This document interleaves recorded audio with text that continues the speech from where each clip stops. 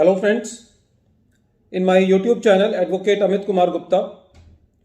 Today I am going to discuss a very important case of the demonetization.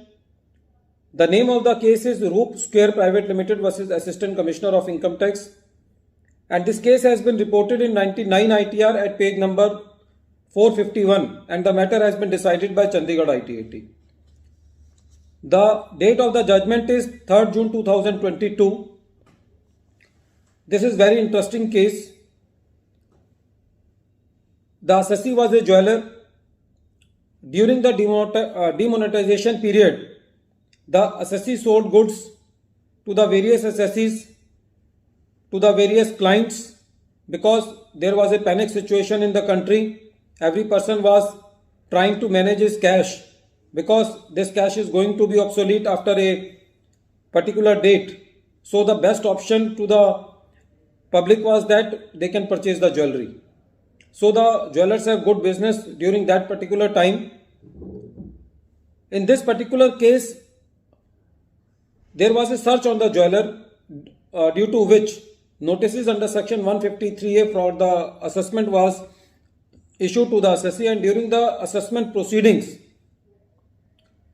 the assessing officer made two additions on the assessee. First addition was near about 6.5 lakh, which was relating to the cash credit into the books of accounts for cash deposit under section 68, and the another addition was that the assessing officer took the GP rate of the assessee at 38.63%, while the GP rate of the assessee during the previous assessment years was 15.75% in the assessment year 15-16, and it was 16.28% during the assessment year 16-17, meaning thereby that it was below 17% in previous two assessment years.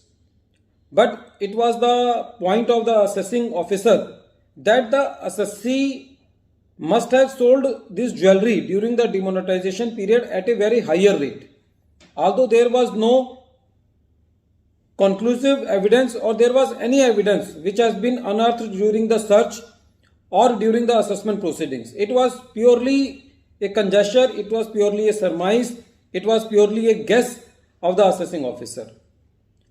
The assessee went to the CIT appeal.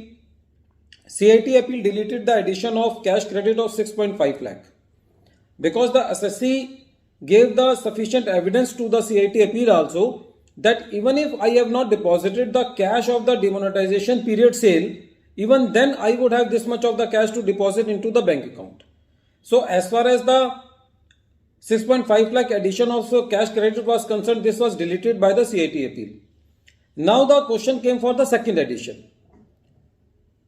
The average rate of GP of the assessee was near about 17%, but the AO took the GP rate at 38.63% by rejecting the books of accounts of the assessee. But there was no reason why the books of accounts of the assessee were rejected. The ITAT said that even if there are minor discrepancies, you cannot reject the books of accounts without pinpointing the major defects into the books of accounts.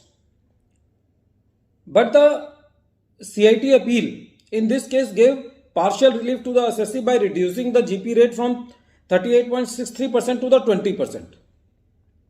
But he did not give the reason why he is applying 20%. So assessee was not happy with this 20% also, so he moved to the ITAT. When the matter came to the ITAT observed that assessee was maintaining the stock register, all the sales were entered into the books of the accounts. ITAT said that because the department was alleging that there was no footings of the CCTV, there was no KYC of the customers, there were no PAN numbers of the clients to whom the jewelry was sold. So the ITAT said that all the sales were below 2 lakh. So there is no need for retaining the PAN of the customers in case of sales which is below 2 lakh. So there was no fault of the assessee.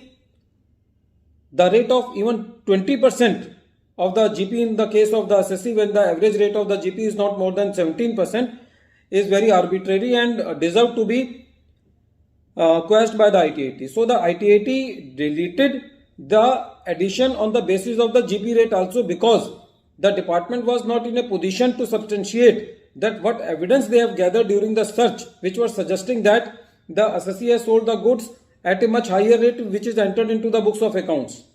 So in the case of lack of evidence, you cannot make the addition just on the basis of the guesswork, on the basis of the surmises, or on the basis of the conjectures. So this is the very classic example where the department makes the arbitration very arbitrarily without appreciating the evidences. So the assessee gets the much awaited relief from the ITAT. This case is very important in dealing with the demonetization cases, especially in case of jewelers. In this particular case, a very important case of Vishakhapatnam, ITAT has been referred, and on that case also I have made the YouTube video. The name of that case is CIT versus Hira Panna Jewelers 2022. That case has been reported in 96 ITR Tribunal at page number 24. So friends, this case is very important in dealing with demonetization cases. At the end of this video, once again I am repeating the name of the case. The name of the case is Roop Square Private Limited versus Assistant Commissioner of Income Tax. Thank you friends.